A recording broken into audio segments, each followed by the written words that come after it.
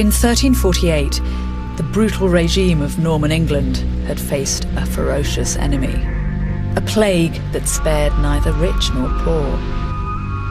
In the summer of that year, the Black Death had hit the tiny village of Tusmore in Oxfordshire, home to about 20 men, women and children, all serfs to their feudal lord, Sir Roger de Cottesford. These faint bumps in the ground are the only sign that people once lived here. When the plague arrived in Britain, one chronicler described it as death coming into our midst like a black smoke, a rootless phantom of no mercy. Many perceived it as a divine punishment, the terrible judgment of God.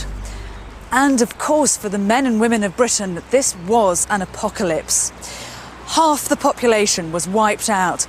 And in places like this, Sir Roger de Cottesford's serf village, there wasn't a single survivor. Which of course meant that if you were one of the few left standing somewhere in the neighbourhood, you were a prize commodity. Who was going to farm Sir Roger's land now that his entire workforce had gone? Why, of course, you were, and you weren't going to do it for free. After centuries of feudal exploitation by the lord of the manor and a domineering church, the bonds that tied people to their masters were finally loosening. The sixth age of Britain was dawning, and you can almost sense the medieval population stretching out to explore its newfound liberty.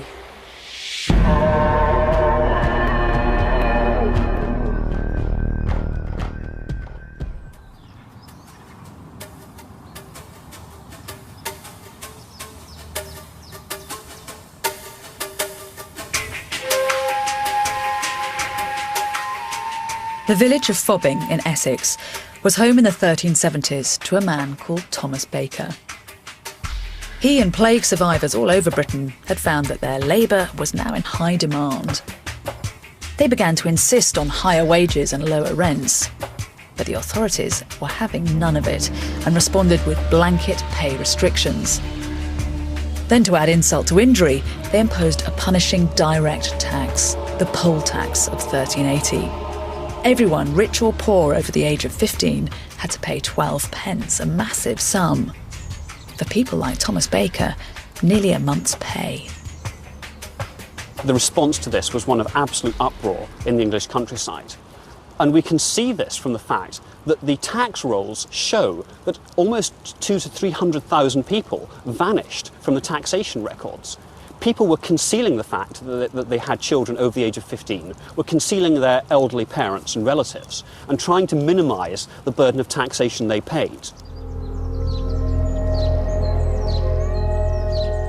The tax collectors arrived here in Fobbing on the 30th of May, 1381.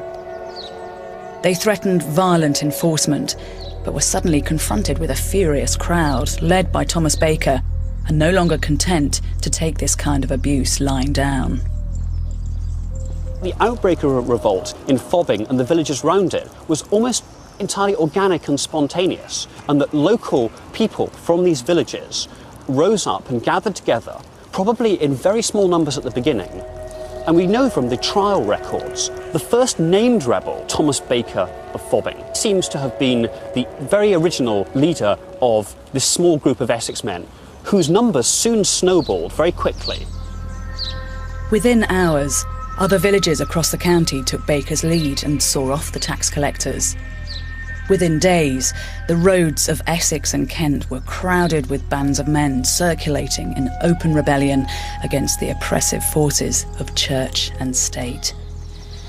Here and throughout the country, there must have been a real thirst for insurrection, because within just a few weeks, there were uprisings from York to Cornwall. Chroniclers tried to demonise these crowds, describing them as a mob of rustici, illiterate yokels, and as a result, history has remembered the event as the Peasants' Revolt. But it's a misnomer. Most of the protesters were tradespeople and small-time farmers, men and women with modest incomes and a variety of grievances. What they shared was a burning ambition to try and change things.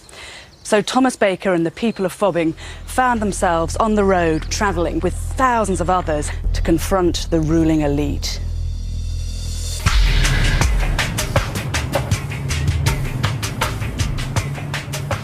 They marched on London. For many, it would have been the first time they'd set eyes on the riches of the capital. By the evening of the 12th of June, various rebel bands started joining together, thousands of them all looking for one man, the 14-year-old king, Richard II. They learn that Richard has moved to the Tower of London with his immediate household. And so really they want a personal interview with him, and that's why so many of them come to the Tower. But far from being their enemy, they saw Richard as the one person capable of delivering their demands. Their watchword that the rebel bands exchanged between each other was, "Who do you hold with?" And the answer that you had to give to avoid being killed was, "With Richard and with the true commons of England." So they really did have a sentimental attachment to monarchy. The rebels were furious when, having come all this way, they were unable to see the king. So they ran riot.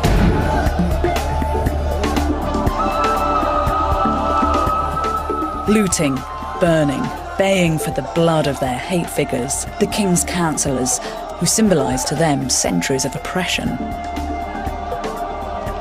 One of the most despised was Simon Sudbury, Archbishop of Canterbury and Chancellor of England. When on the 14th of June the king finally rode out to speak with rebel leaders, Sudbury was left safe at the Tower, or so he thought. Within minutes, the rebels had gained access and ran amok through the royal apartments. Who would ever have believed that such rustics, and most inferior ones at that, would dare to enter the chamber of the king and of his mother with their filthy sticks? They arrogantly lay and sat on the king's bed while joking, and several asked the king's mother to kiss them. But the joke stopped when they stumbled upon Simon Sudbury. Sudbury's fate was sealed when the rebels entered the Tower. Some say that he was found praying in the chapel of the Tower, others that he'd actually tried to make an escape, but was betrayed by a woman who saw him trying to get out of the Watergate and onto the Thames. Sudbury is dragged out of the Tower and is taken onto Tower Hill, and there he is brutally beheaded. This is a particularly gruesome killing, as it was done by someone who'd obviously had no skill. One of the rebels simply did the job himself, rather messily.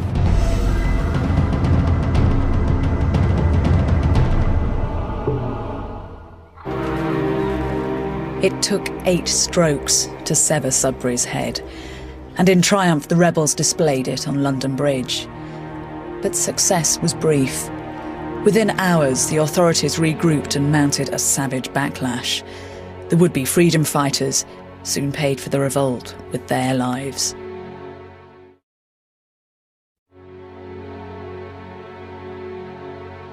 Today, just one ghoulish trophy remains as proof of the protesters' brief power over life and death, and it hides forgotten in a church in Suffolk.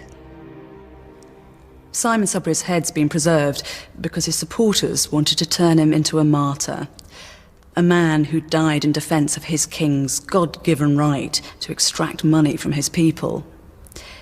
But of course, for his killers, this was a judicial execution, and the quirk of history is that this sorry relic hasn't come to represent the power of authority, but the power of popular protest. Those few days when Sudbury's head glared down from London Bridge and the revolt gathered momentum across the country were a turning point for Britain's men and women. A new folk memory had been born. It was the beginnings of a realisation that if you were unhappy with your place in society, there was a way of making your voice heard. One thing was for sure.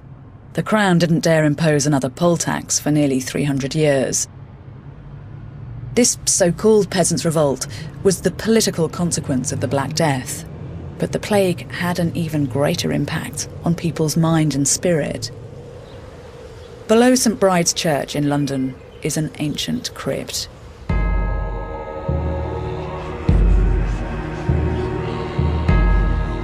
Down here is a vision of hell on earth.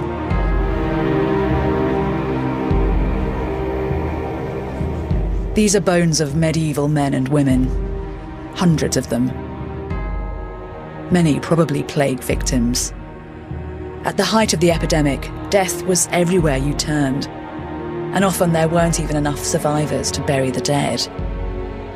All over the country, this had an enormous effect on how medieval people viewed the world. A daily diet of images like these fed a deep anxiety about the afterlife. Even if you lived a relatively blameless life, in the medieval mind, after death, you had purgatory to deal with. Purgatory was an uncertain, painful limbo where your soul awaited its final judgment. Here you retained your own identity and your own catalogue of sins, and it was up to the living to pray for a speedy and lenient absolution on your behalf. So, with death on their minds and an obsession with salvation, the people of Britain began to search for a fresh spiritual identity. It was a path that would lead away from the established church and towards intimate and bizarre alternatives. Part of the spiritual crisis that comes at this time is realizing that you have to take some responsibility for your own salvation and really be very careful to make all the right preparations through prayer and meditation. Because if you think about the suffering that they've actually seen during the Black Death, the kind of hell on earth, and if purgatory is worse than this, people are really going to be quite terrified. People were really losing faith in some of the more traditional religious orders, where typically a third of the monks died, and they thought, well, you're obviously not really that close to God. You don't have God's ear if all of you are dying as well. So people cast about for less vulnerable religious role models. And in droves, they turned towards a mystical, reclusive order, the anchorites, holy men or women who lived as hermits, enclosed within individual parish churches. Anchorites had always been here. They're part of quite an ancient tradition, but we do see a real explosion of interest in them. And this has to do with the anchorites being solitary people who may not have been as susceptible to the Black Death, but also whose prayers were considered to be more efficacious. They were the ones that would really get you through purgatory. One anchoress, a female anchorite, spent 40 years shut up in a cell off the south wall of St. Julian's, rebuilt today as a place of pilgrimage. We don't know her real name, but the parish called her Julian after the church. Here she prayed for local souls, the merchants and fishermen whose cry she would have heard from the busy quay nearby. And in exchange, they saved their pennies to pay for her life of pious isolation. The money was really just to support her basic subsistence. She would have needed to employ a servant who would come and bring her food, who would regularly bring her new clothing, who would sort of clear out the cell. Of course, she wouldn't have had, indoor plumbing and ensuite facilities. It would have been, pretty unsanitary and unsavoury enclosed space from our modern point of view. But far from regarding Julian as divorced from real life, the locals would have been proud of their anchoress and seen her as playing a vital role at the heart of their community. The anchoress seems to have had regular contact with local people, with the sort of people who would have been giving money and leaving bequests. And so there must have been a grill or an opening on the outside of the cell as well, so that people could come, really for spiritual counselling, I suppose, ask the advice of the anchoress and have discussions with her. It may have been people who were having some sort of spiritual crisis. It may have been people who were undergoing periods of grief. We can't really know. The same reason why people would seek out counselling today. We might think of their lives as trapped and claustrophobic, but people drew real strength from them. Confidence was creeping back into society, and for the first time in decades, people were looking to the future once more.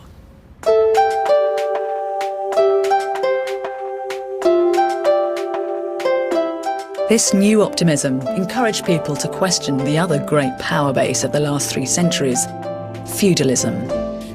This tyrannical class system was designed to prevent men and women from getting ideas above their station. But as their earning power increased and they enjoyed wealth their grandparents could only have dreamed of, people began to thumb their noses at the old social order. In 1364, the authorities decided to put the population back in its place. They passed a very detailed law demanding that everyone should be dressed according to their estate and degree. So had you been walking down here 600 years ago, you'd have been able to spot a shepherd or a ploughman because he'd be wearing cloth worth less than 12 pence per yard. Or you could have marked out the wife of a craftsman because her fur collar could only be made of rabbit, lamb, fox or cat. Well, that was the theory. In practice, this was phantom legislation and almost impossible to enforce. But it does show just how uncomfortable central government was with the social mobility that was now part and parcel of medieval life. A new model Englishman had burst onto the scene, the impatient social climber. The dramatic rise of the Paston family is typical of what was going on all over the country. Their story begins here, in the village of Paston in Norfolk. In the mid-1300s, a peasant farmer called Clement had a small holding outside the village. Clement Paston was a good, plain husbandman. He went at one plough both winter and summer and rode to the mill on bare horseback with his corn under him. I don't think you can take the description of the lowly origins of the Paston family at face value. It was some 75 years since Clement farmed these fields, and the portrait's probably coloured by resentment at what the Pastons went on to achieve. Because what's clear from other sources is that within just 2 generations, they went from working on this land to living here, in a fine castle at the centre of a grand estate. Now they were wealthy, successful landowners with considerable power and the ear of the king. Of course, a drastic transformation of social status like that wasn't going to go unnoticed, and the Pastons were to spend the rest of their lives dogged by snobbery and desperate to keep up appearances. The family's meteoric rise began back in the feudal world, where a peasant was regarded as little better than an animal. But instead of kowtowing to the system, Clement clubbed together with some relatives to send his son William to law school. The legal profession was booming in medieval Britain, as land had been carved up after the Black Death and there were plenty of disputes to resolve. This was a way for bright young men to get rich quick, and William Paston intended to be one of them. William was extremely shrewd, clearly very intelligent, but also capable of a little sharp practice if he felt it was necessary, capable of making some very tough decisions in his own business dealings and in his personal life. He didn't get married till the age of 42, which meant that he was able to make an extremely advantageous match to an heiress, because by that stage he was a very successful lawyer, well on his way to becoming a High Court judge. By middle age, William Paston was a wealthy man, one of the rising stars of the whole new echelon of medieval society, the nouveau riche. Late medieval England can look very hierarchical, everyone in their place, and all of that was true, but behind that facade there was enormous scope for social mobility. It's possible in this period to rise from the peasantry to the upper ranks of the gentry or even the nobility in only 2 generations, as long as you covered over the traces of where you'd come from as efficiently and as quickly as you could. This bid for aristocratic standing relied on putting your newfound wealth to work. Conspicuous consumption is extremely important as an indicator of status. If you want to be accepted as a member of the upper classes, you have to speak, act, live, dress as the upper classes do. But money and dress by itself won't do. The crucial thing is the acquisition of land, because what that does is it gives you authority over the people who live and work on the land, people like William's father Clement. Authority over people gives you status, and it also gives you real power. William bought all the land around Paston, and by his death had estates throughout Norfolk, which now passed to his son, John. the next step on the ladder required a couple of classic social climbing tactics. First, John married well. Next, he curried favour with Sir John Fastolf, a wealthy relation of his wife Margaret, making sure he was named in the will. The strategy paid off. And in 1459, just 40 years after his peasant grandfather's death, John Paston inherited Fastolf's home, Caister Castle.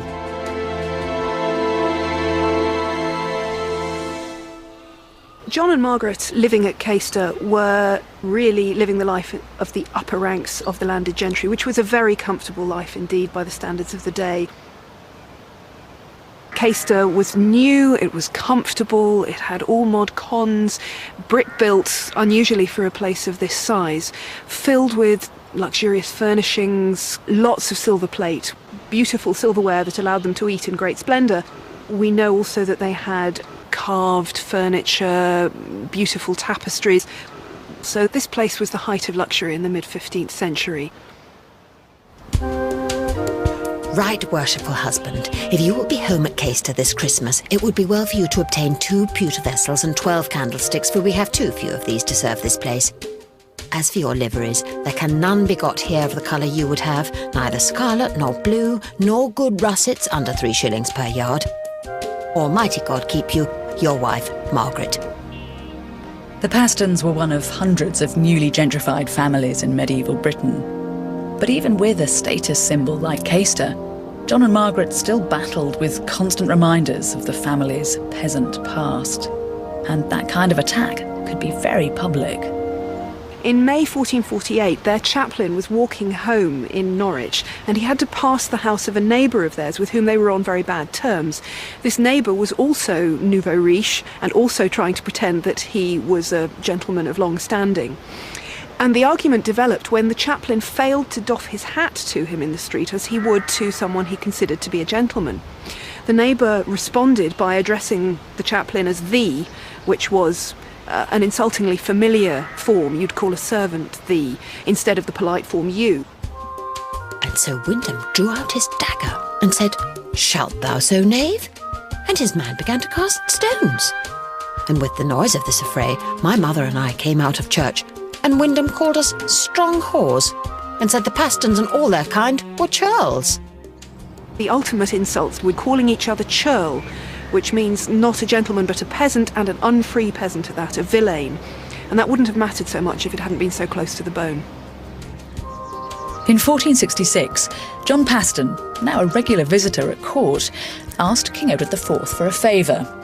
Soon after, a royal declaration stated that the Paston family weren't of peasant stock after all, and had in fact descended from Norman aristocracy. Now, this was plainly untrue, but once the top authority in the land had backed them, the Pastons had arrived, and arrived for good. The Paston family might seem a bit pretentious, but I think you can forgive their shameless ambition. Their energy and drive was typical of a growing number of people in medieval Britain. This was now a land of opportunity, and out of it was to emerge a surprising new breed of go-getter.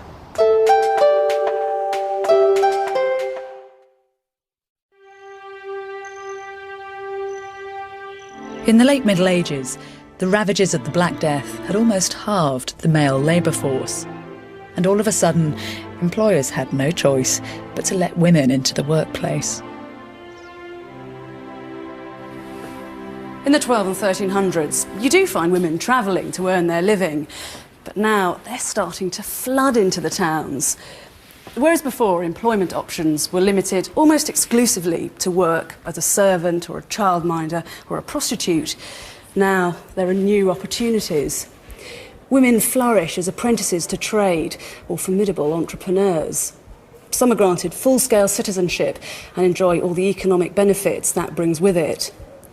For the lucky ones, this was the beginning of a brief golden age of self-determination and financial clout. One of those lucky ones was a woman called Joanna Hill. In the 1420s and 30s, she and her husband Richard lived in a tenement on this site behind St Botolph's Church in London. Here Richard Hill ran the thriving St Botolph's Bell Foundry.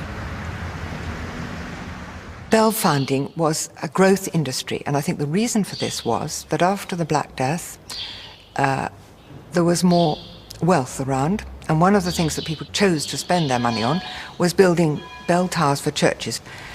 And so if you were good at casting bells, I think you could make quite a lot of money. Not the kind of huge riches of great merchants who traded in overseas trade, but for artisans, they were extremely prosperous.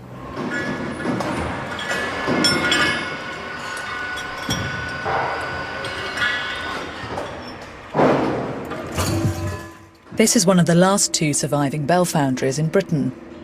They still use some of the techniques pioneered back in medieval times by bell makers like Richard Hill. His business boomed, and even today, 23 of his bells survive in churches from Cornwall to Rutland. But in May 1440, Richard died, and in his will he left the bell foundry to his widow, Joanna. Despite her loss, this was an opportunity for Joanna to show what she was made of. Being a widow was the most advantageous condition in which a woman could find herself because she was now independent. Many women chose not to remarry, and they then, particularly in London, they were not only allowed, but they were actually expected to run their husband's business, to continue to train his apprentices, and really to be independent artisans or merchant women. Joanna Hill's husband, Richard, clearly had the utmost faith in his wife's ability to do just that. And running a bell foundry was no mean feat. I doubt if she actually cast the bells herself, but she'd been married to Richard Hill for probably 15 to 20 years, and she must have observed how the business was run. Now, it's a very considerable business. 4 apprentices, 6 other servants, a clerk, 2 or 3 women servants, the foreman, who was actually called the bell maker. So we're talking about perhaps somewhere between 15 and 20 in the workshop or in the household. So by medieval London standards, that's a very large unit of operation. Joanna not only kept this business afloat, but under her management, the bell foundry flourished. Over the next year, she oversaw the making of more than 20 bells, and 7 of them are still used in churches today. One bell, cast that year, 1441, is a tenor bell made for a church in Colchester, which was bombed during the Second World War. Today it's found a new home in a new town, Basildon in Essex. If you look really closely at it, you can see how determined Joanna was to physically stamp her mark on the business. Her husband's bells are marked with a shield with a ring and a cross. Joanna Hill's bells are marked with her husband's mark with, as it were, a difference. She put a little lozenge with a flower in it above her husband's shield. Now, the lozenge is the heraldic mark for women. So she was, as it were, deliberately, I think, saying it's a woman who is now running this business. But Joanna didn't enjoy her newfound career for long. Just over a year after her husband's death, she also died.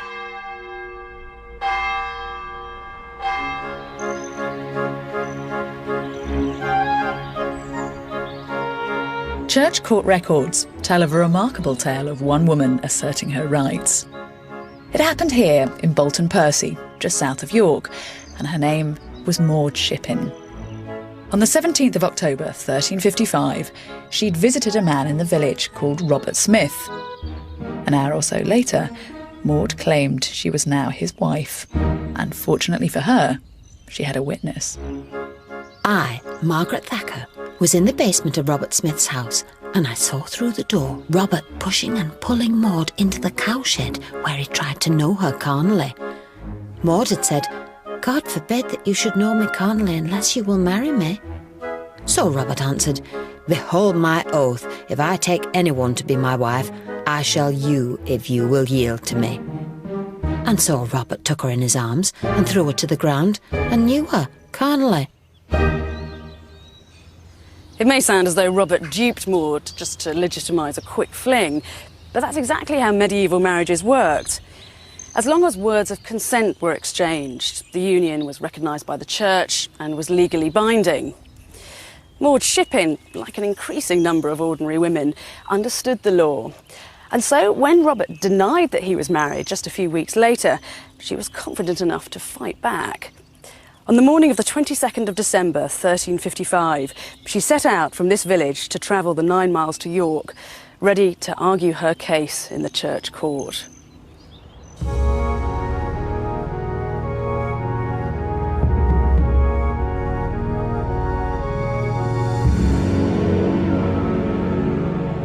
Imagine Maud arriving here that cold December day and facing the imposing bulk of York Minster.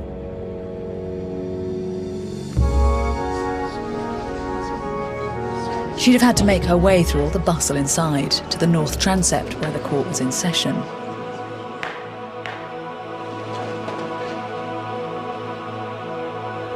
There she'd have been confronted by a judge and up to 20 court officials. Terrifying for her. They were well used to resolving cases like these. As many as 300 marriage disputes were heard here every year. Back then, women didn't count as legal entities, but in the eyes of the church, they had souls like anyone else. In sexual grey areas, it was the soul that was at stake. So in Maud's case, she could use the court to prove Robert's moral obligation to her. And on this occasion, Robert Smith's defence was hardly well thought out. Robert produces witnesses trying to disprove this story, saying that he was away on that particular day. What he hasn't noticed is that he's got the dates wrong, and therefore his witnesses tell about his movements on a day that is 2 weeks earlier. So Robert really didn't have a leg to stand on legally. Maud was now officially Mrs. Smith. And small victories like this were being won in church courts all over the country. But uniquely in York, hundreds of records have survived, some of the earliest evidence of this kind in Britain. They offer an intimate snapshot of medieval marriage and reveal a new stress not just on duty, but on love. These are the records from a poignant case of 1357, in which a 14-year-old boy, William Ongier, asked the court to annul his marriage to 16-year-old Joanna Malcake. 6 years earlier, William had been coerced into the arranged marriage, and this was no love match, as both of them were small children. William is 8, Joanna is 10. Now this is perfectly possible under canon law. You can marry people when they're about 8 to 10 years old. There's a ceremony in the maternal estate, there's a chapel. After that ceremony, William and Joanna are put in a bed together and are sort of put on display overnight. These are sort of remnants of old marriage rituals. After the wedding, William and Joanna spent the next 6 years apart while he went away to school. Then a couple of weeks before his 14th birthday, he was suddenly called back to Yorkshire, where Joanna had fallen pregnant, and not by him. Unwilling to continue with this sham, William sought to end the marriage at the court at York, testifying with anguished words. It displeases me that I loved her once, for she doesn't value an affection that's upheld, and therefore for sure I intend never to consent to her that she be my wife. The Minster Court decided theirs was no marriage. The ill-starred vows of William and Joanna's youth were annulled, and they went their separate ways to find love elsewhere. But their story is part of an increasing body of evidence that romance was becoming more central to medieval marriage. These are love tokens, probably given as a promise of commitment to a future union. Hidden away inside this one, there are just 2 words, ma souveraine, my queen. And the inscription here reads, pour amour si doux, for a love so sweet. Rings like these and cases brought to the church courts, such as that of William Ongier, show that there are new values in marriage. There's an unabashed emphasis on the importance of love and affection, something that was very much in tune with the contemporary climate of self-belief. And ordinary men and women weren't just standing up for what they wanted at home and in bed, but in public life too. A new kind of people power was in the making. This is the head of a walking stick, carved out of antler and dating from around the beginning of the 1400s. Whoever it belonged to clearly had very little respect for the church, because it's a satirical representation of a monk's head. Caricatures like these weren't just comical. They encapsulated an antagonism that was felt towards a church that owned around 10% of the land and was thought of by many to be greedy and corrupt. Now, people were beginning to try and seek out their own routes to God. This building in York was where these religious concerns would join forces with commercial enterprise. The headquarters of a group called the Trinity Guild. Members were local men and women, mostly merchants and shopkeepers, who'd clubbed together to save their souls. Each paid a small subscription, and in return, a priest would pray for them, the only way these modest people could afford to buy their own piece of heaven. We're looking at the chapel of the religious fraternity, and the site is purchased in 1356 with the intention of constructing a guild hall on top of it. And that's the structure we're looking at now, a two-storey building with a brick undercroft in which there would have been a hospital and then an open hall that's timber framed above it at first floor level. And we have a series of amazing account rolls that tell us about the purchase of the building materials, the brick from the Carmelite friars and the timber from the Forest of Gold Trees just outside York. And it tells us about the sheer cost of that building programme, but also about the feat of engineering that building a structure such as this would have entailed. The religious centre of business was downstairs. Here in the chapel, a priest said daily prayers for the guild members. Meanwhile, through in the hospital, 13 poor men and women convalescing at the guild's expense joined in to give those prayers extra weight. It sounds to us a rather odd setup, but it was to grow into a British institution. Upstairs in the main chamber was the secular life of the guild. With the praying taken care of, guild members got down to business. In this room, merchants would talk shop and celebrate feast days. And it was here that a young boy starting work for the first time was introduced to an emerging commercial elite. What would an apprentice have seen had he walked in here at the beginning of the 15th century? Well, you can just imagine actually the impression that this space would have had on someone like an apprentice. You enter it via the screen's passage, over which there would have been a gallery with minstrels probably playing. But then as you move up the hall towards the dais end, that's where the real visual emphasis in this building is. You can imagine the impression that would have been created with the master and the wardens in their fur-lined robes and their hoods of plonket cloth, seated up there, really lit by these very large windows. And that must have been pretty intimidating for apprentices as they entered this space. But once you'd learned the subtleties of the pecking order, the guild gave you a defined place in the community, a ready supply of business allies, and even a means of personal advancement. The guild is an ideal place in which you meet people who might loan you money for a new workshop or to fund a capital project abroad, for example. But they're also a good place to meet the right kinds of people. So they offered their members a range of benefits. In exchange, the guild expected firm allegiance from its members. These are the seals of the Trinity Guild, cast in medieval times and still used on company documents today. But the group loyal to this emblem back in the 14th century was just one of dozens of guilds in York, all fiercely vying for profits. Perhaps predictably, these trappings and badges of distinction encouraged not just loyalty, but intolerance. Here in York in 1491, the competitive spirit fostered by the guilds hardened into something altogether more sinister.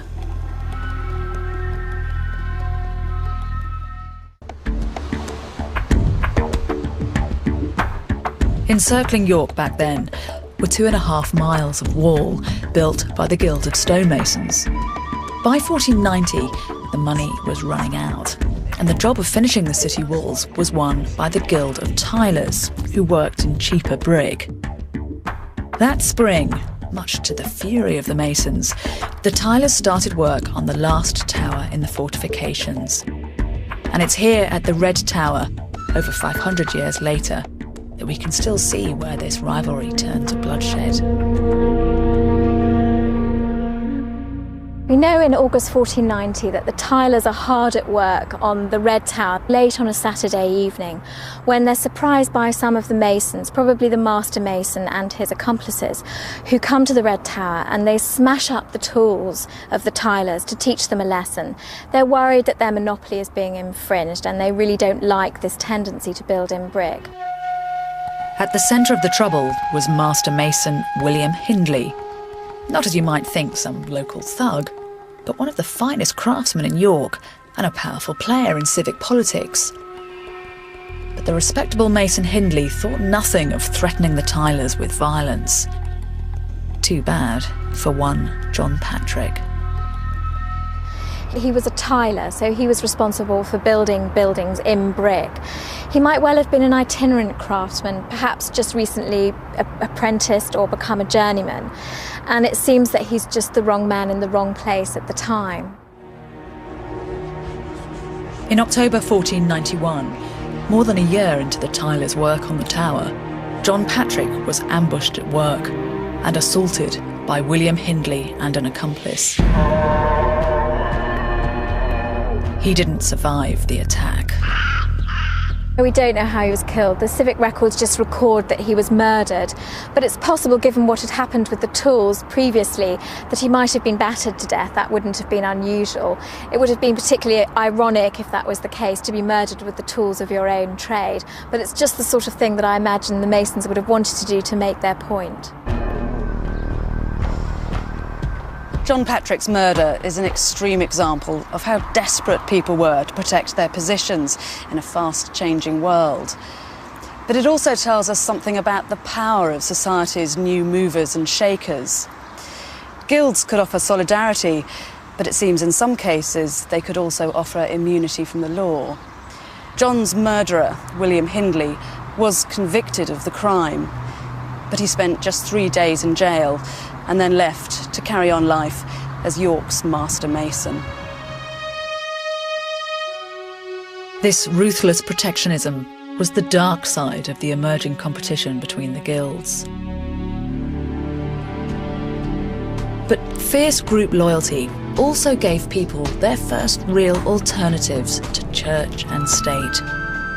The chance to start doing things for themselves. This bridge across the Thames in the small town of Abingdon is an enduring symbol of what the new people power could achieve. Back in the early 1400s, the river here was treacherous and a major obstacle to trade. The townspeople, many of them members of the Holy Cross Guild based here at St Helen's Church, decided to tackle the problem. 2 local merchants started the fund with large donations, and the community raised the rest of the money themselves. Then in 1416, they set to work.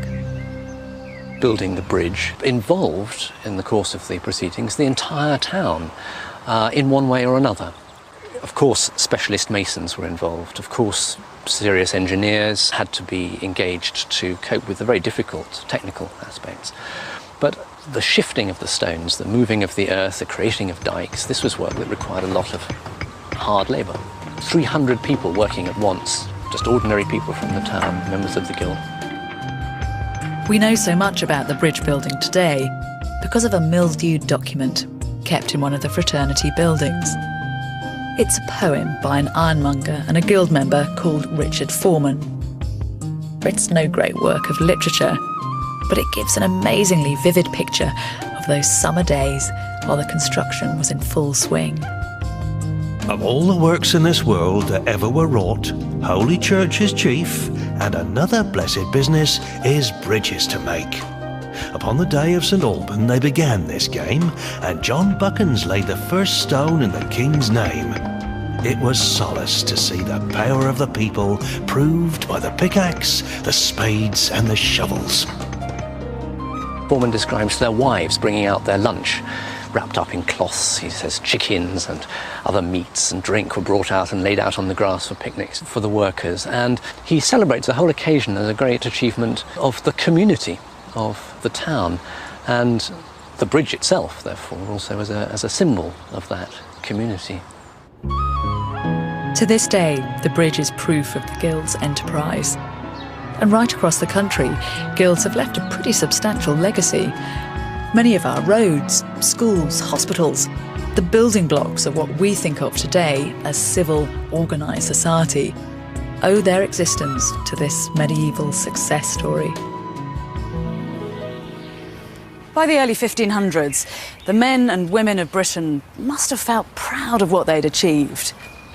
They'd answered the oppression of feudalism and the horrors of the Black Death with a robust survival strategy. This had been the sixth age of Britain, and the people were flourishing.